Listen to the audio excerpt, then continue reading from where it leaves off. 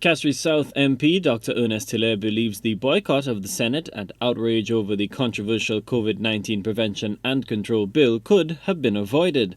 Dr. Hillar addressed a huge gathering at a SLP protest march and rally on October 4th.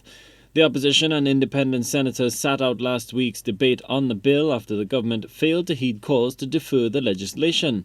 The government proceeded to appoint 3 new temporary senators to enact the bill, which was passed in the Senate on Friday, October 2nd. Dr. Hillar claims that the opposition was never contacted to find common ground on the matter. He could have asked the Governor General to extend the state of emergency for 1 more week. For 1 more week.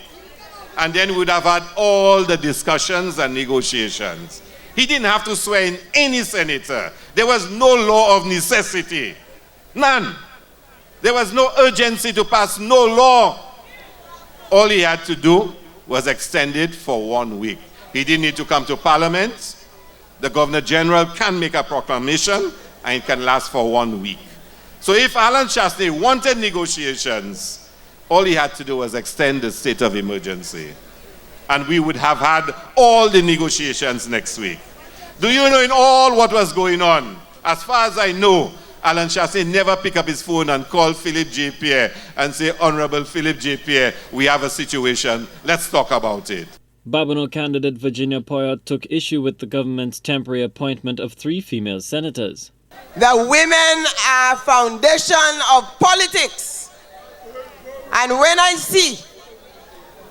saw a politician use women, brought them in the Senate by force to get them to get a bill passed. I said, why do we allow ourselves as women to be bullied by a dictator?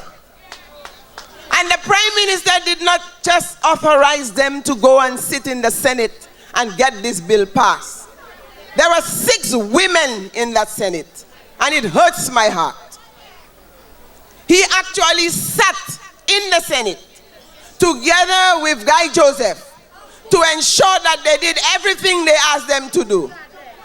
Why our women must do that to other women? Meanwhile, Labrie MP Alva Baptist claims that the turnout at the rally demonstrates citizens are dissatisfied with the current government. Events over the past 4 years have reconfigured the hearts and minds of St. Lucian. In fact, I recall a quotation from a colleague. A mind that is stretched by a new experience can never go back to its old dimensions.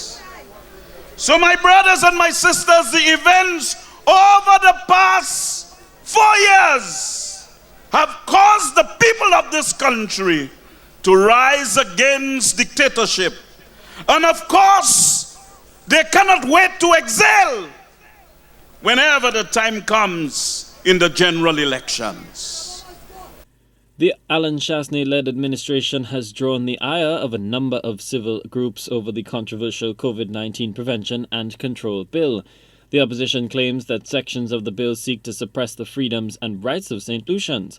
While the legal debate over passage of the COVID-19 bill within the law, the UWP administration remains adamant that it did nothing wrong and acts defensively to safeguard the lives of citizens.